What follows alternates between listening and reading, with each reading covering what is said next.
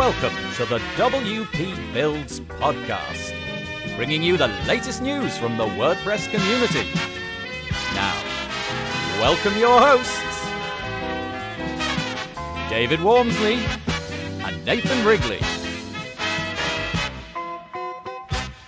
Hello there and welcome once again to the WP Builds podcast. You've reached episode number 281, entitled Choosing Our Website Building Tools. It was published on Thursday the 2nd of June 2022. My name's Nathan Wrigley, and in a few minutes I'll be joined by my good friend David Wormsley so that we can have our chat. It's the first in Series 3 of our WordPress Business Bootcamp series, so looking forward to that. Before that, though, a little bit of housekeeping. The first thing to mention is, as I've been mentioning over the last few weeks, that the Page Builder Summit is back. If you're interested in page builders, if you enjoy using WordPress page builders, then we've got a whole load of content for you. It happens later on in June. It's from the 20th to the 24th of June, and we'd love to get you on our mailing list. You can do that by going to pagebuildersummit.com and signing up there, and we will keep you updated as and when we get some new information. You'll be able to see a list of the speakers and the names of the topics there as well. So once more, that's pagebuildersummit.com. Come and join the fun later in June. Another thing to mention very briefly is that I'm going to be at WordCamp Europe this week. If you are around and you've happened to listen to this podcast, please search me out. Probably the best way to do that would be to reach me on Twitter. DMs are open and it's at WP Builds. It would be lovely to spend some time with some of you guys. The WP Builds podcast is brought to you today by GoDaddy Pro. GoDaddy Pro, the home of managed WordPress hosting that includes free domain, SSL and 24/7 support. Bundle that with The Hub by GoDaddy Pro to unlock more free benefits to manage multiple sites in one place, invoice clients, and get 30% off new purchases. You can find out more by going to go.me/WP Builds. That's go.me/WP Builds. And we really do thank GoDaddy Pro for their support and helping us keep the WP Builds podcast going. Okay, today we're going to be turning our attention to the kind of tools that we might use to build a WordPress website. In fact, we've decided to split the idea of tools up into 2 episodes. Next week, we're going to be talking about just generic tools that have got nothing to do with WordPress. So that would be the computer and the keyboard and the monitor and all of those kind of things. But this week, we're focusing fully in on what it is that we need to get our website business going. Now, there's a little bit more to this than you might imagine. Obviously, you need WordPress, but do we need to be thinking about the tools in relation to what our clients might be using? Because more and more it feels that clients want to be involved in the build. They want to be able to make edits themselves. That's of course why we've got a CMS. So does the tool conversation need to happen with the client? Like I said, there's a whole lot more in here, and I enjoyed chatting with David about this. I hope that you enjoy it. Welcome to another in the Business Bootcamp series, where we relearn everything we know about building WordPress sites and running a web design business from start to finish. We're on the first episode of season 3, where we're looking at the technical build. And today we're discussing choosing our website building tools. So Nathan and I are taking contrasting approaches to getting our new businesses running and our first client site built. She's a new lawyer with no previous site. She's called Miss A. Nathan, shall we do a quick recap on what we're trying to do? Yeah, very quickly, because I feel we've done these recaps quite a lot now, haven't we? But I'm going for the traditional waterfall approach. So I'm trying to come from the perspective of somebody who's doing things perhaps in the old-fashioned way. David has other thoughts, as you'll find out in a moment. And I'm going to be offering a proposal, getting a contract, getting everything signed off, and then going for it, hopefully using some of the tools we're going to discuss today. Yeah, and I'm going for an agile approach where really, if you like, the start of the built site is really the start of our ongoing improvements on the site. So we're looking at more kind of data-driven approaches, gradually increasing the site. So think of something like Amazon, where they're constantly updating. So that's the kind of way I'm going with this business. I loved how you just snuck in there that your approach is just like Amazon. Yeah, nice. that only quite modestly successful company that don't make boatloads of money. If you can be as successful as Amazon, I'm all in on the agile approach. Exactly. Actually, it's very difficult to explain it all the time. It's kind of just the opposite, isn't it? It's just a thinking where traditional is, well, we build the end commodity and there it is. That's our job, and that's how most of us have done it. And now it's trying to switch to an agile approach where you just think, well, actually, that's just the start of the process. Really, with all the data we can get now, we should use it and keep iteratively improving. So that's the way I'm trying to move towards that approach. I was thinking about this the other day, and if you think about it, although the things that you buy might be done in agile ways, the tooling and the technology behind it, almost everything you buy is not in any way, shape or form agile. So, you buy a car and it's just done.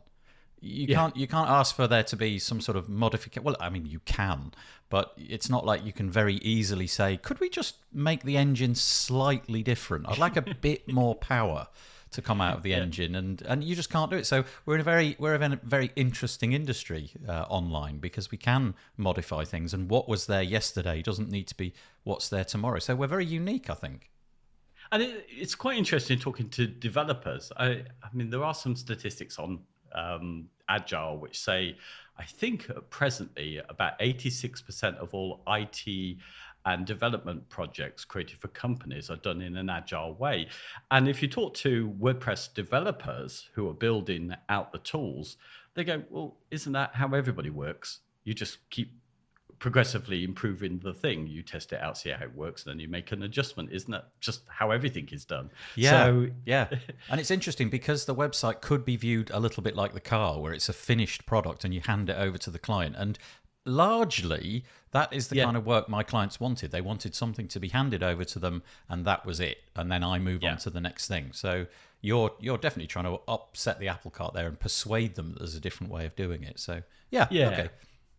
Yeah, just try and copy Amazon, the successes they had, really. They watch the data and they adjust according to what might get them a result. So I can imagine your sales pitch. I'm going to build you a website. It's going to be just like the Amazon website. And we're going to just constantly tweak it and adapt it. It's funny, though, because I don't really notice the Amazon website changing because it's so incremental and so small. Occasionally they do some big thing. But on the whole, Amazon this year looks to me, on the face of it, as if as it would have looked 10 years ago, which is of course nonsense. It doesn't at all, but it's 1,000 little things, not one giant thing.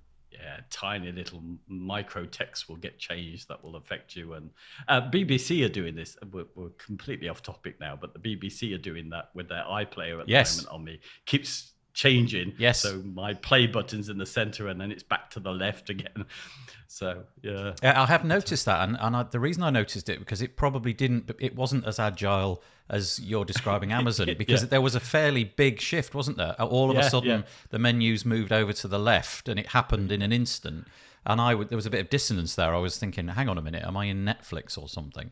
And I had to really concentrate on it. And you're right, they're just toying with it all the time. I guess if you're going to change the menu, you might as well go all in, though, and see how people react. Maybe we were only a proportion of the people who received that, and we all phoned in furiously to say, this new menu's rubbish. And so they've probably changed it back because of the feedback. There's a terrible, again, we're still off topic, but on that interface, it's really interesting because when it ends your program, it's got two buttons, and one of them says continue, and the other one says see the next episode. And to me, they are the same thing. Yeah, they are the same thing. So suddenly I'm stuck. How do I get out of here? Yeah, that's right. Yeah, we are so off topic today. It's brilliant. Okay, anyway. let's rein it in. Let's get us back to episode 6, choosing our website building tools. Yeah, well, actually, we got this wrong, really, because you just pointed out when we started this that we really ought to have started this with our whole technical stack. So we're going to do that next episode. But here we're just going to try and focus on really our main builder, our platform, what we're going to build this site on, whether we decide we actually need a CMS like WordPress or whether Miss A could just manage with a simple HTML, CSS style website. Yeah, I guess we would have figured out from the questioning, but are we working on the assumption, for the sake of argument, are we working on the assumption that Miss A basically needs a brochure website with, let's say, 5 or 6 pages? They're not going to change very much. Any changes that need to be performed will probably be very simple to do in HTML. So it might be the phone number changes or something like that. And it would be relatively straightforward to find and replace the phone number in whatever HTML file there is. Yeah, exactly. And a big consideration is whether the client needs to be able to publish themselves, change their content. So we would have known this already, but I think, we can look at it because just these days I start to think about whether I am correct in putting everybody on WordPress on my particular page builder without really a conversation. I do it for my ease and what I'm used to. And now I'm starting to think, well, is that right for them? Okay, so I think the ease argument is so compelling, isn't it? Because these days, especially with modern things like, Cloudways and whatever system you're using, it's very easy to literally type in a domain name, press a button, and within 30 seconds, magic has happened and you've got yourself a WordPress install. And, you might even have that as some sort of template where it brings along all the plugins that you consistently use for the ride. And it is very easy for us, isn't it? Is that a sufficient reason, though? It's obviously saving you a lot of time. It saves you building things from scratch. And it's also going to be bringing along a heck of a lot of things that you may need in the future. So, for example, let's just say user logging in, the ability to have state of a user logged in, whether they're logged in or not, or whether they're authenticated to adapt things, modify posts and pages and whatever. All of that is built in to WordPress and it's brilliant. But you're saying, well, if my client doesn't need it, what's the point? Yeah. Well, look, I'll ask you the question. So we go back to a time when we used to build HTML sites. The first sites that we built, just entirely we owned the code. And when you moved to a CMS, which I know wasn't WordPress initially in the first place for you, what made you do that? So I was doing everything I started out doing HTML in tables, HTML layouts and tables, and that was really time consuming, but essentially it led to a brochure website. Then I started to fiddle with PHP template files, so include files, so that I could have the header different to the footer, and the footer would be loaded with an include statement in the PHP and so on. And that worked very well, and I built several websites with that, and it was totally fine. And then I was sitting with somebody that I'd worked with, and he, at the time, was using Drupal. This is back in the day when I think it was like Drupal 4, so it was pretty early on. I mean, not the beginnings of Drupal, but fairly early on. And he just said, no, I've given up on all of that. I just use a CMS now. And I'd seen them before, but never really used them. And he totally convinced me in the space of about an hour that this was a sensible thing to do because, everything's the same. You can work consistently so long as the CMS manages to keep itself similar from day to day, week to week, year to year. You'll have a foundation. And there was no thought in my head of the technical debt. There was no thought where I said, well, they won't need the user logging. They won't need all of these different things. All I was thinking was, great, that's a tool that I can use. It'll be extendable. I'll be able to add functionality and different things into the future.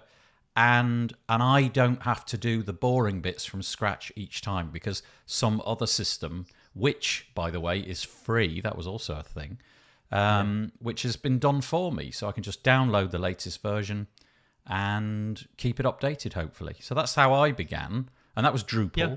And then I've never looked back since then, and I don't really think I've built anything without a CMS since then. So let's ask you, same question, but directed towards you. Why did you? Yeah, it's kind of weird because the WordPress took off with me because I wanted functionality. I was trying to build this kind of my own version of an intranet for my staff, and then I got into doing e-commerce. So it was the functionality got me in to WordPress. But the shift to HTML to WordPress is one which has been a gradual change. So initially you just thought, yeah, the clients came up and you thought, no, it's nice for them to be able to change their content. Or my colleague, when I started doing it professionally, was doing it and she wanted to update for the clients. So she wanted WordPress.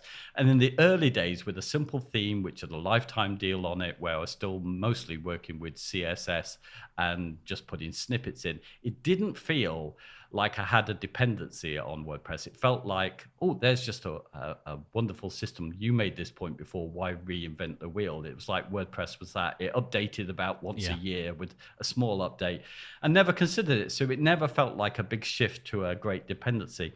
Over recent years, though, and I've not really thought about it too much. I just thought the progress to a page builder was an upgrade on the speed I was able to create sites, and it was more convenient for clients updating. Whether they used it or not was another thing, but there was an improvement. But now, as time's gone on and we realized there is so much competition, so many changes with plugins, they get acquired, there are security issues, there's a big change with Gutenberg. You realize that, actually this isn't me not reinventing the wheel, this is actually me committing to a dependency on other companies for what I offer.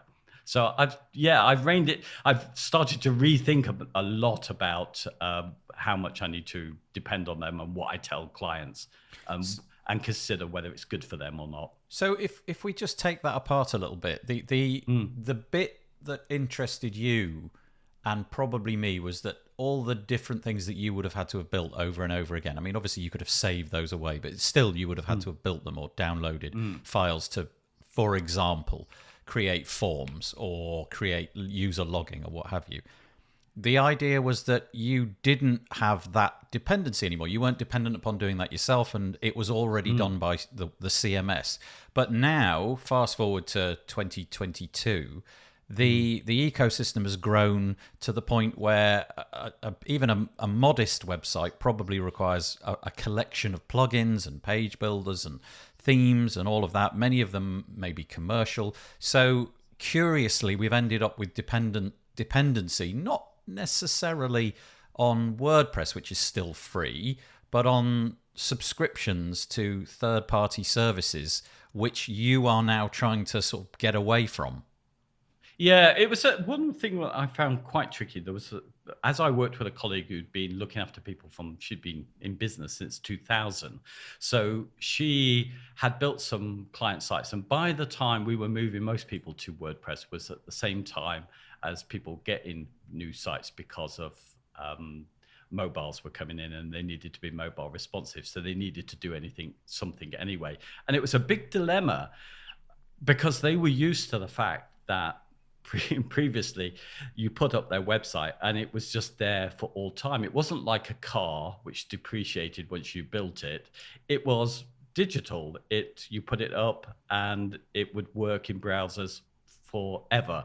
And now suddenly moving them to WordPress, I didn't see it initially, but now you realize, well, actually, if they want to be on WordPress, they need to get some of the benefits because there's probably likely to be some maintenance that's required that they're going to have to pay for. Yeah, which previously they didn't. So if they need to update the content, then they get the value there.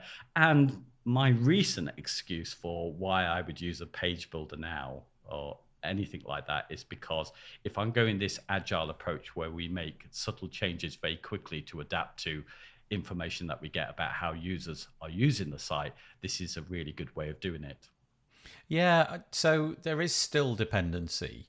The argument that I always used to make was that and I just alluded to it a minute ago, but that it's extendable. You can add functionality. And so I always thought that was almost like the perfect pitch in that, okay, I can build you this, but it's going to be much cheaper if we can just download this plugin, which will cost you about $50 a year. And it will bring so much more functionality, and it does 90% of what you need, and the other 10% you probably it's just aspirational thinking. You probably never did need it anyway. So I've managed to use that successfully on lots of occasions. Just explain we can do so much more cheaply if you're prepared to come along the journey of finding a plugin which will do it for you.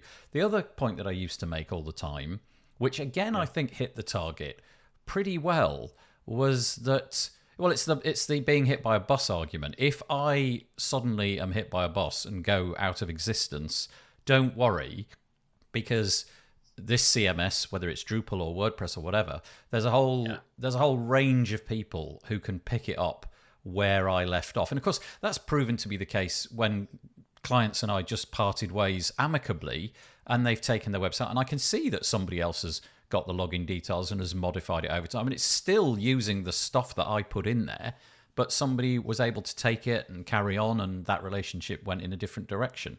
And I found that one really persuasive. Nobody pushed back on those arguments ever.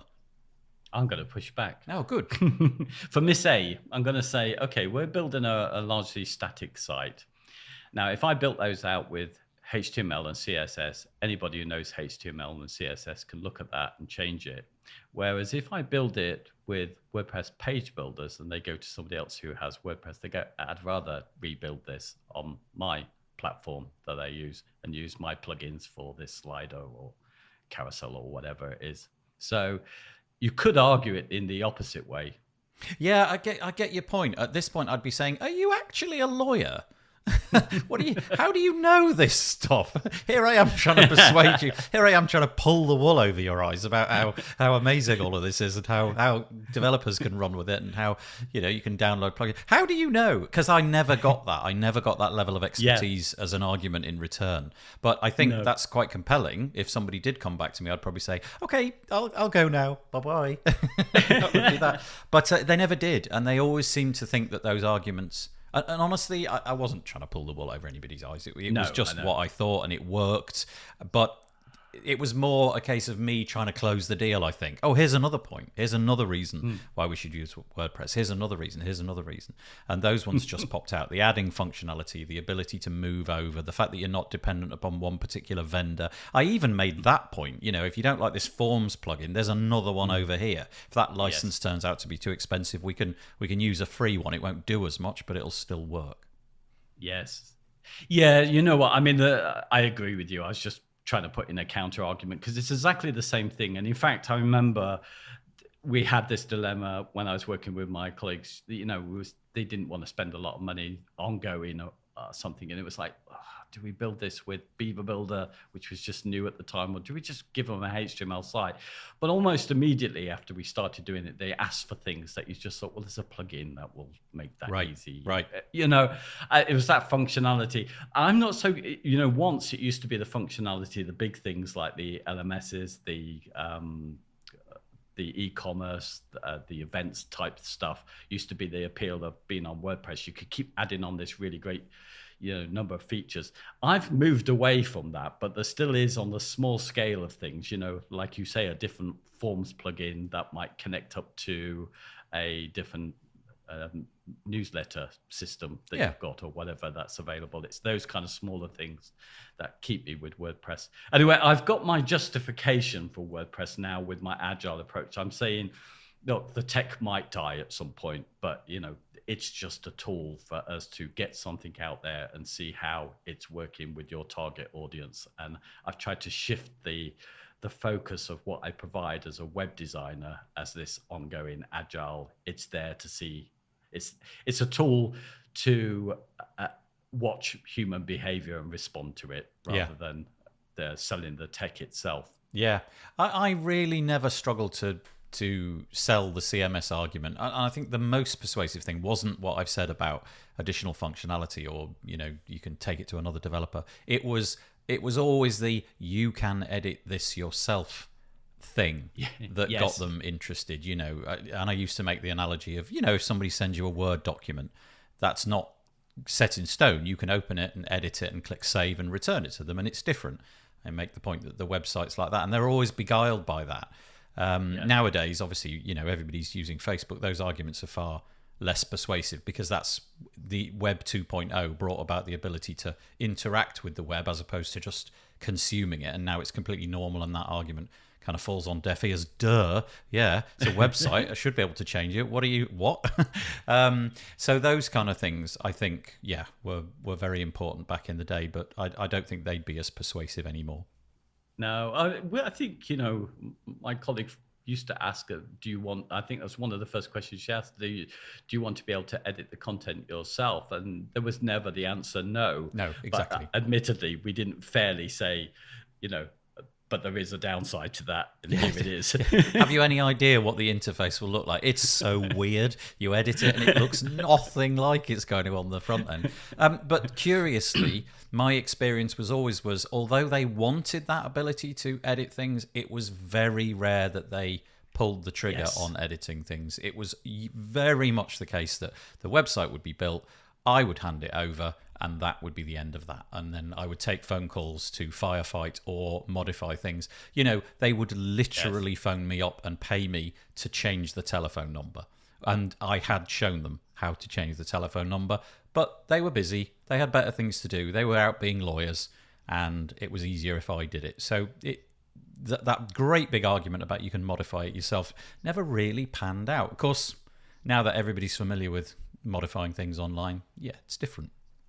Yeah, I think so. And I think also things have changed with me. So those early customers where we were delivering the website, and that kind of was the end of the project, even if they're still on my kind of hosting and care, they either just get me to do it or it doesn't get done at all. But there are just a few where that relationship has gone on for a long time, where they've got used to my page builder and they've started building out their own landing pages and stuff on their own, because it's gone on for years now, and we've done projects together for some time, so they've picked up quite a lot. Well, again, that's the benefit of your system, the whole agile approach. They get coached into how to do it, much more so because they're making it alongside of you. For me, it was a black box. I just made it and handed over the black box and opened it in front of them. It was like getting a Christmas present. Website. And they were happy with that. And obviously, your model is working differently to that. They'll be able to do it. And horses for courses. It's moving that way anyway. We were going to do a section on, I think I've probably said some of these things, but agile versus traditional when it comes to picking your thing. So I'll kind of put my thing is that the traditional is focused on the end deliverable, which I think is a bit tricky because you don't control it. That is a bit of a danger for businesses, isn't it? We're setting up a new business here, and I think we have to be aware of whatever we pick as tools to get this website done. If they fail on us, it comes back on us when we're selling that. Yeah. Do you think? Do you think though that WordPress now is so mature that the failure of WordPress just seems like such an impossible outcome? Just seems to me that we're at least 5 years away from that. Even if the sky fell in, WordPress would be being updated and the community would be doing things with it for probably a decade to come. I think WordPress definitely is secure in that sense. I think because it's such a competitive area at the moment, individual products can quickly die. We've seen them. So, and I think that's the main risk there. I'm going to be making your kind of Gutenberg point, I think, in this one, is that, it is safer because I think, it is going to stick around, even if it might not go the way that you want it with its development. It's going to be around for some time. And we don't know if that's always going to be the case with every new page builder that might be released, Yeah, I think that there are so many posts out there written by, obviously, corporate companies, sometimes hosting companies and plugin companies and what have you, which provide infographics of how WordPress has grown over time. I feel that the pushback against WordPress as a CMS, not talking about the ecosystem that's around it, but the pushback against the CMS itself is almost non-existent these days. It's so wildly successful. It works, it's updated, it's secure. But I totally get your point about educating clients about, look, if we go with this particular plugin, it's been around for a couple of years. It seems to be being created by one person. Maybe we want to look at that a little bit more carefully. Those kind of discussions, I think I would want to be having.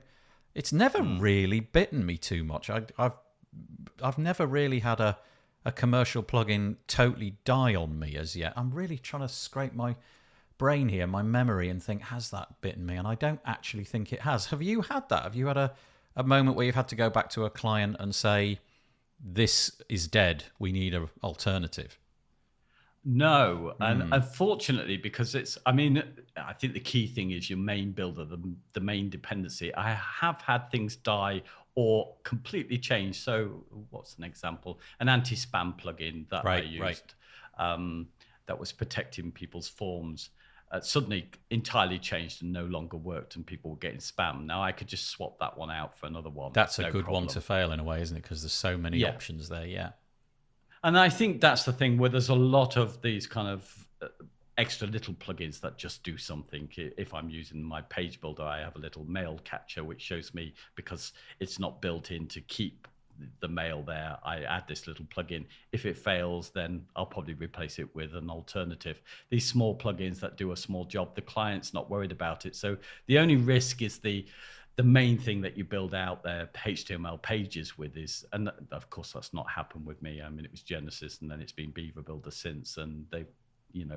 both of them still continue to work. Yeah, just as you were saying that, I was thinking about something. A thought popped into my head, and it was about a site that I built probably about 6 years ago. And it was for a company which needed to put the content that they were creating, they needed to send it off to clients. And they wanted basically some kind of client portal and an intranet, if you like. And I built a solution for them, just dropping in a plugin. And I was, I said, go out and let's find a plugin together. And we found one. It was like $150 a year, and it basically did everything that they needed. So we dropped that in. They got used to it. They were working with it, and I know that they were heavily using it. And they're now no longer my clients. They went off and worked with a company much more local to them. They're over on the west side of the UK. And so we no longer communicate. But funnily enough, about 3 or 4 weeks ago, I got an email from the developer of that plugin saying, it didn't really go into the reasons, but the plugin is being mothballed. They're no longer going to support it. So although it didn't happen to me because they're no longer my clients, it happens. And presumably they are now scrabbling around trying to find another solution, hopefully having received the same email from the developer. So it can happen, and it could be pretty catastrophic. It sounds like that plugin, albeit brilliant, was being propped up by one person, and the strain, it would appear, just got too much. Yeah. And I think probably something we haven't covered as well here is the fact that it's not really about the whole system necessarily dying. I think when we rely on these kind of tools that make it easier for us to build websites, then we've got we're using more than we possibly need in our setup, and there's more that can go wrong. So there's those greater chances of security issues or things that with Miss A's site, if it was a simple HTML site in effect in terms of the output out there, when we use some very complex builder that's adding new stuff all the time, there's a greater chance of small things breaking. And obviously lots of different plugins, more chance of there being incompatibilities that the client wouldn't have suffered before. Yeah, and I think also there's just the and you probably said all of this in what you just said, but I'm going to re-emphasize it. Just the temptation to put a load of things in that aren't necessarily needed because you can. Because it's lying around and you've used it in the past and it works, but it may not be the best solution in this particular case. We probably should have had 2 clients, shouldn't we, for this whole series? One where it was a really complicated website, and another one, Miss A, where it was dead simple.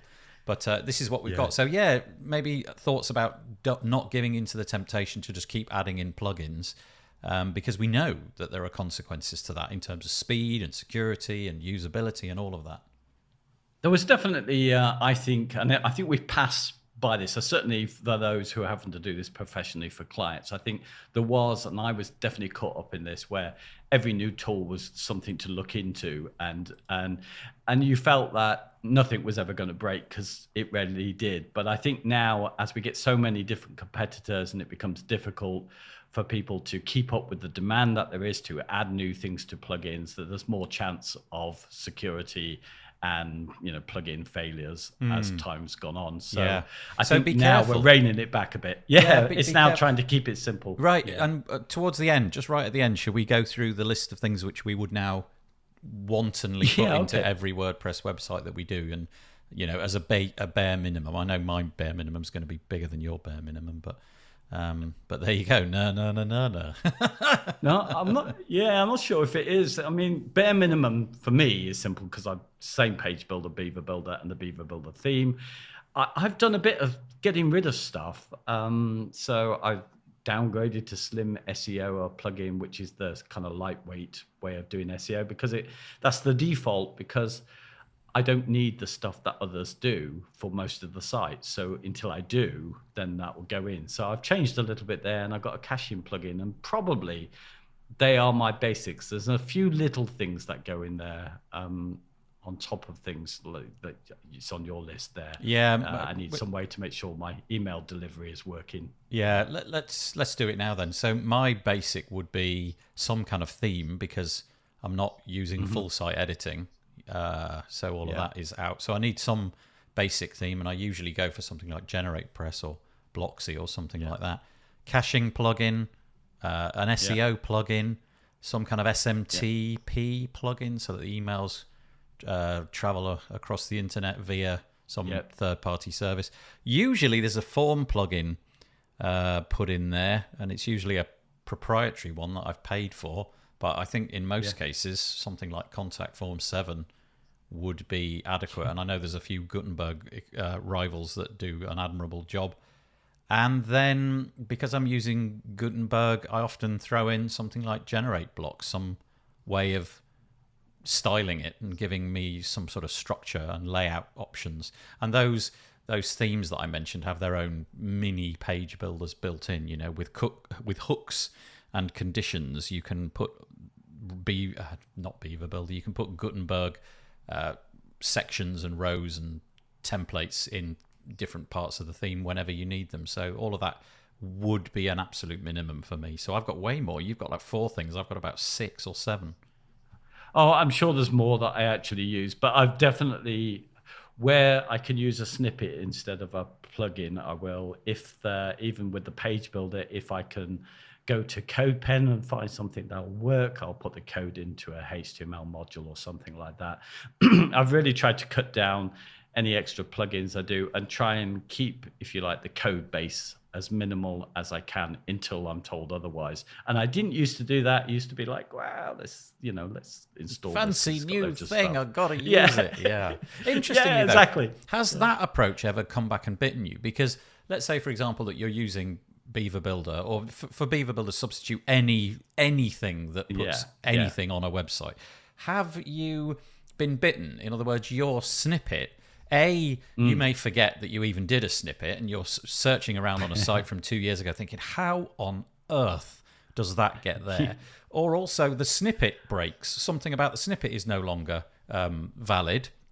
Whereas at least if you're using something that's being updated, and let's hope it is, some module or plugin or what have you, at least you're not having to worry about that. And although that's putting you are putting faith in the developer, at least you're not having to do that thing. Yeah, I've not had an issue with snippets in WordPress generally. Only I did with WooCommerce. It used to have quite a few snippets that you use, and that kept progressing, so they broke. But that's the only exception. Otherwise, anything I've put in that's controlling WordPress has stayed, and any HTML elements that I've put in with CSS have stayed. So I haven't had that issue. So I'm going to stick with that until that fails on me, and then I'll review. Yeah. Okay. Well, that's good. So we've done our little stack. So we've put that not quite at the end. No, it's okay. Do you want to do? Where are we up to in our show notes? Are we at the proprietary versus open source bit? Yeah. So we should talk about that. Obviously, we're a WordPress podcast, so we're going to be leaning towards open source. But it's kind of quite interesting, do you not think? I mean, I was always a big fan of open source, partly because it allows me to add some hosting as an extra service, which really keeps me afloat. But these days, in terms of where we're at with WordPress, I'm not sure if I see the difference, do you, between proprietary and open source? Well, the thing about open source is it doesn't make it better. It doesn't necessarily mean that it's better because it's open source. So, for example, there are people that use Shopify and love it, and there are people that use WooCommerce and love it, and there'll be a mixture of people in between. I guess the argument which I always used to peddle about open source was A, it was free, B, it's being updated by possibly, in WordPress's case, hundreds of, possibly thousands, maybe tens of thousands of people. And there was always the argument about, well, it's open source, so it's, there's lots of eyes inspecting it, it's more secure. Well, I guess history shows that possibly, certainly from the security aspect, it doesn't necessarily mean that. I mean, it does mean that if something breaks, many eyes can fall on it to try and figure out what needs to be fixed. But it also means that if you're a hacker, you've got the capacity to go in and see what's broken and leverage that. So I think my gut feeling has always been that open source is a really nice philanthropic way of doing things, and I like it and I'm drawn to it. It feels almost like I've got a political posture there, which maybe I have, but it doesn't necessarily mean it's better. And I know for a fact that if somebody came to me and said, would you build me an e-commerce site? I would be, because I don't want to get involved with that. I would either be saying, look, go and find somebody else that does, let's say, WooCommerce, or have you looked at Shopify? It's very inexpensive. I'm kind of in the same situation, really. I was a big fan, I guess, politically. I like the kind of movement of open source. And in those early days, it did feel like that comment of not reinventing the wheel. Here was people sharing stuff which you could use. But I think now, because that was back in the days when WordPress updated like once a year with something very small. Now you have to update. So this idea of ownership of your code isn't really true. You have to go with the flow. You have to decide that you're going with that. And it comes down to an issue of trust, really, whether you trust the open source people that you're investing in or the proprietary system people. Really, now for me, it's kind of changed over time. Is the promise of it being open source, is that still true? I mean, what I mean by that is, okay, everything's governed by the GPL. So if something attaches itself to WordPress, it has to be open source. But let's be honest, your client, Miss A, she doesn't have a clue how to access the plugin file. She wouldn't know what to make of it, even if she was looking at them on a screen. It would just be a bunch of garbly, weird HTML and PHP text, and it'd be like, I don't know what to do with this. And the fact that you're paying a fee does mean, in a sense, it kind of loses a little bit of that, doesn't it? When open source started, it was just free, and it was free, and it was always free. Everything free all the way. But now we've got proprietary built on top. So we're in a strange area where some of it's free, the CMS, and a lot of the functionality that we throw on top of it, whilst it's GPL and open source, it kind of isn't, and you are kind of locked into it. Yeah, it always used to feel that if I was more of a developer, the open source was great because you could take this code that someone's done the work on and make it your own and do what you like. But actually, because it updates, you can't really. And because I'm not a developer, I can't really look after security myself. So effectively, for someone like me, I'm in the system where it's equal to proprietary. There is one advantage, I guess, and that is if I decided to go with something like Webflow, and if I was locked in and they decided that they were going to charge me a whole load of money that my business couldn't stand, I'm stuck where even with the premium plugins that I've got for open source, that GPL does protect me. It does mean I can say to a friend, can you lend me yours? And I will install and update that way and stay in business. So the developer doesn't get the money, but it still gives me this. If the developer hasn't been fair to me, I've still got a route to be able to deliver that. Yeah, that's a really good. Yeah, it's a very good point. I think that makes sense. Yeah. But it does feel as if we're in like halfway house between free and proprietary, somewhere in the middle. And every time you throw in a new commercial plugin, you are moving more to a sort of lock-in some respects, and it does feel like our sites are, to a great extent, locked in, and that's why people do the whole care plan. The client realizes they're locked in, and they know that they've got to be paying all this money because of security and updates and blah de blah. But it's curious. Like I said, my instinct is I love the open source movement. I have strong memories when anything commercial inside open source was a dirty word. You know, the idea of paying for anything was just totally taboo. It was just all free, and we're definitely moving away from that model. You are now able to build multi-billion-dollar businesses on top of free stuff. It's a little bit scary, I think, because in some ways everybody was very tentative about charging anything for an add-on to open source because it was open source. And then we've maybe gone a little bit the other way, where there's a little bit of overconfidence about what you can charge for the value of that against the pitfalls of the updates and the conflicts and stuff like that. So there's this, I think we're all still finding a balance. And I think certainly I am, in terms of looking at these tools and how I present them to clients, because I think so much has changed over recent years. I see WordPress entirely different to the way that I used to do. Okay, let's move on to what is now our last section, because we've done what our little stacks are. This is the debate of our era, the debate of our time. Third-party page builders versus Gutenberg. This debate has been had by many people all over the place. What are you going to sell to your Miss A? Which one would you be telling her to get?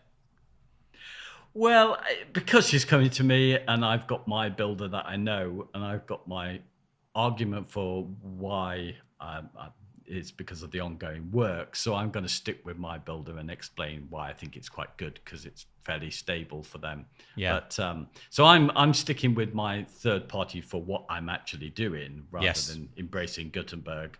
But for me, Gutenberg now is just another page builder option in my view.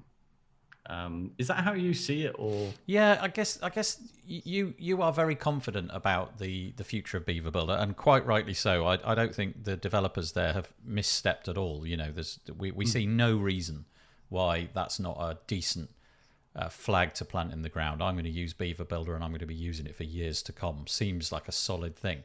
I guess one of the arguments that you could make is that should something go awry there, at least if you've been using Gutenberg, I should say Gutenberg, shouldn't I? I know that's the correct way, but anyway, forgive me.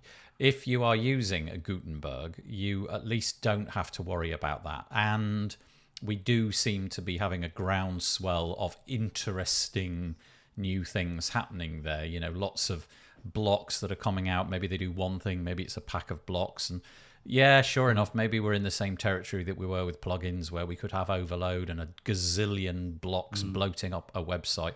But like you have done, you would get to the point, hopefully, where you realize the ones that you need and the ones that you don't. But at least it's going to be supported. And there's a really new and interesting trend at the moment of people building blocks which extend core blocks.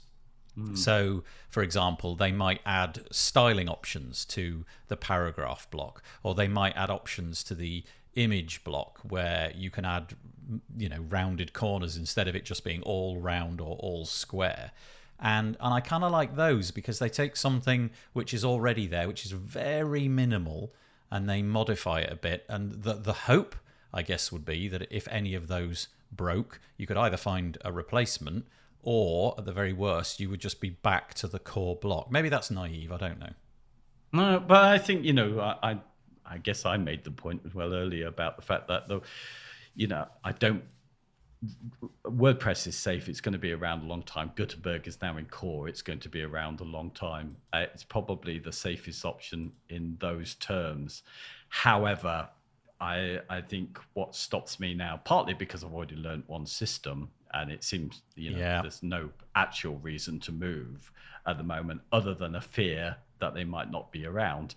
And I don't particularly have that fear, so I'm sticking with it. But it's a very difficult thing to do. And I think, as well, if the kind of add-ons, if you like, for Gutenberg, the ones that have come out earlier on, generate blocks and cadence and those kind of things as well, effectively, because they've gone their own route with things like full site editing, they've almost become like page builders. They are independent of the main core Gutenberg.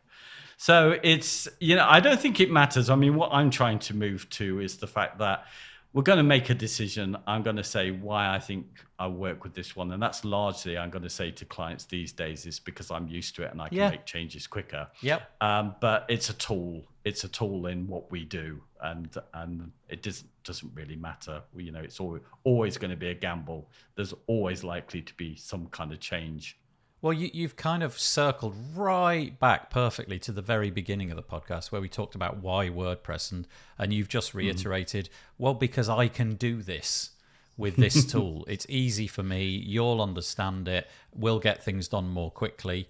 And that, to me, seems like a totally compelling argument. If you're going to say to a client, well, I'd like to try out this new tool, it will mean that I'm going to be spending probably 3 times longer than I would ordinarily. But you know what? It'll be a nice new adventure for me. Isn't that nice?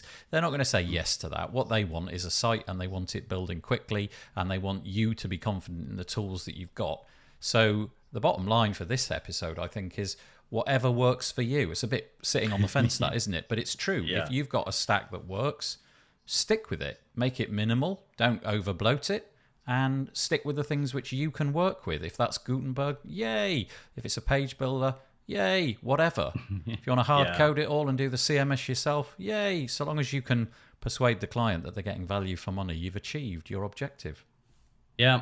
It's trying to match it as well. Of course, we always come back as well to skills as well. You kind of, whichever sort of page builder you buy, I like the idea of keeping it simple. So, as I quite like now to get back to doing some CSS, so I feel more independent of that, then I don't need so many gadgets in it. But you might do because you're changing stuff or your types of websites require more. So I think those are all judgments to make with it. There's often a tendency, isn't there, to think there might be some best builder with the best future, and I don't necessarily see it that way. There's only going to be best for your circumstances. So you always have to get back to what you're trying to achieve for the client. It always feels like the environment in certain wings of the media is constantly trying to tell you, here's the next best thing. Well, the next best thing's only the next best thing, A, if it really truly is, and B, if you've got the time to make it something that you are understanding instinctively. If you've got muscle memory of how to build a website with Beaver Builder, and then you go to Elementor, be prepared to spend several days, possibly weeks, figuring that stuff out until it's muscle memory. And if that's time well spent, great. But if it's not, then carry on as normal. I think you're right. It is a bit of snake oil, isn't it? There's the perfect tool always around the corner. Yes, indeed.